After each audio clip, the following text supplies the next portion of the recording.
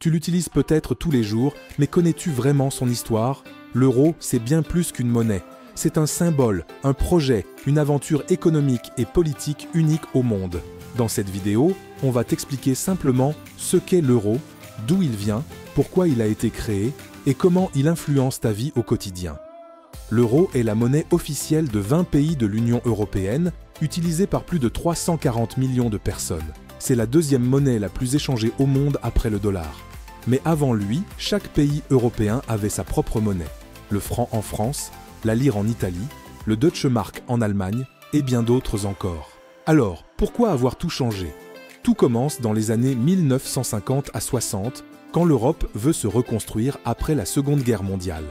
L'idée d'une union économique naît peu à peu, et les pays européens se rapprochent. Dans les années 1990, avec le traité de Maastricht, les États membres décident d'aller encore plus loin, créer une monnaie unique pour faciliter les échanges, renforcer l'unité et peser davantage face aux grandes puissances comme les États-Unis ou la Chine. C'est ainsi que l'euro voit officiellement le jour en 1999, d'abord sous forme électronique.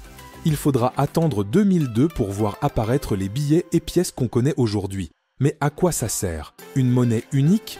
D'abord, à simplifier les échanges entre pays. Plus besoin de changer de devise en voyageant, ni de subir des frais de change pour acheter un produit allemand ou espagnol. Ensuite, à stabiliser l'économie. Avec une monnaie forte et partagée, les pays membres peuvent mieux résister aux crises financières et coordonner leurs politiques économiques. Mais attention, utiliser la même monnaie signifie aussi renoncer à certains outils. Par exemple, un pays ne peut plus dévaluer sa monnaie pour relancer ses exportations. Et l'euro, comment il est géré? Il est contrôlé par la Banque Centrale Européenne, BCE, basée à Francfort.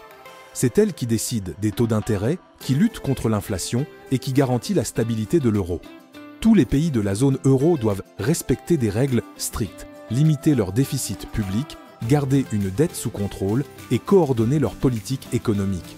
Mais l'euro, ce n'est pas que de l'économie, c'est aussi un symbole d'unité européenne. Sur les pièces, on voit des monuments nationaux, mais aussi des ponts, des fenêtres, des cartes, des symboles d'ouverture, de coopération, de lien entre les peuples. Alors, est-ce que l'euro est un succès? Il a permis une plus grande intégration économique, il a facilité les voyages, les échanges et donné plus de poids à l'Europe sur la scène internationale. Mais il a aussi été critiqué.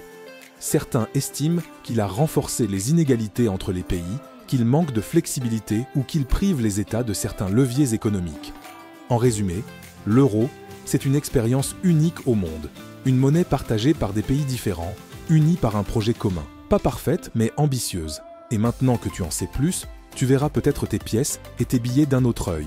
Si cette vidéo t'a aidé à y voir plus clair, laisse un like, abonne-toi à Explique et active la cloche pour ne rien manquer des prochaines vidéos